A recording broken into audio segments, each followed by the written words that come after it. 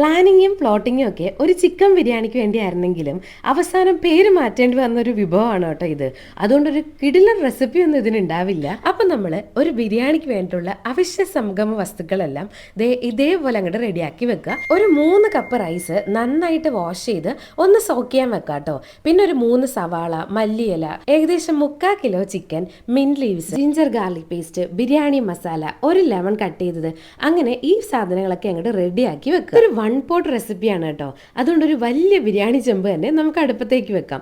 1 table spoon ഗീയും പിന്നെ കുറച്ച് മാത്രം ഓയിലും കൂടെ ആഡ് ചെയ്ത് ആദ്യം ഈ സ്പൈസസ് ഒക്കെ ഒന്ന് മൂപ്പിച്ചെടുക്കാം. ഇനി ആസ് യൂഷ്വൽ ഏത് ബിരിയാണിക്കും ചെയ്യുന്നത് പോലെ സവാള, ജിഞ്ചർ ഗാർലിക് പേസ്റ്റ്, പിന്നെ കുറച്ച് പച്ചമുളകും കൂടെ അതിനകത്ത് ഞാൻ അരച്ച് ചേർത്തിട്ടുണ്ട് കേട്ടോ. പിന്നെ തക്കാളി, ഉപ്പ്, പിന്നെ നമ്മുടെ മിന്റ് ലീവ്സ്, കൊറിയാൻഡർ ലീവ്സ്, ഇതെല്ലാം കൂടെ അങ്ങോട്ട് നന്നായിട്ട് മൂപ്പിച്ചെടുക്കണം. കാശ്മീരി ചില്ലിയും കൊറിയാൻഡർ സീഡ്സും നല്ലപോലെ റോസ്റ്റ് ചെയ്തിട്ട് ഒന്ന് പേസ്റ്റ് പരുവത്തിൽ അരച്ചെടുക്കണം. പിന്നെ നമ്മുടെ ഹോൾ സ്പൈസസ് ഒന്ന് പൊടിച്ച് ഒരു ബിരിയാണി മസാല അങ്ങോട്ട് ഉണ്ടാക്കുക. ഇനി നമുക്കിതെല്ലാം കൂടി ഇതിലേക്ക് ആഡ് ചെയ്ത് നന്നായിട്ട് സോട്ട് ചെയ്തെടുക്കാം. പിന്നെ കുറച്ച് ബ്ലാക്ക് പെപ്പർ പൊടിച്ചത്, ഒരു ഹാഫ് ലെമൺ സ്ക്യൂസ് ചെയ്ത് ഒഴിക്കുക. അരച്ചെടുത്ത കാശ്മീരി കൊറിയാൻഡർ പേസ്റ്റ് ഇല്ലേ, അതും പിന്നെ നമ്മുടെ ജിഞ്ചർ ഗാർലിക് പേസ്റ്റും കൂടെ ചേർത്തിട്ട് നന്നായിട്ട് ചിക്കൻ മാരിനേറ്റ് ചെയ്തിട്ട് വേണം കേട്ടോ ഇതിലേക്ക് ആഡ് ചെയ്യാൻ. ഇനി ഇത് നന്നായിട്ട് അടച്ചു വെച്ച് നല്ല പോലെ ഒരു 10 മിനിറ്റ് വേവിച്ചെടുക്കണം. ചിക്കൻ ഒരു പകുതി വേവാകുമ്പോഴേക്കും നമ്മൾ സോക്ക് ചെയ്ത് വെച്ചിരുന്ന അരിയില്ലേ, അത് ഇതിലേക്ക് ആഡ് ചെയ്ത് 4 കപ്പ് വെള്ളം കൂടെ ഒഴിച്ചിട്ട് അടച്ചു വെച്ച് നന്നായിട്ട് വേവിക്കണം കേട്ടോ.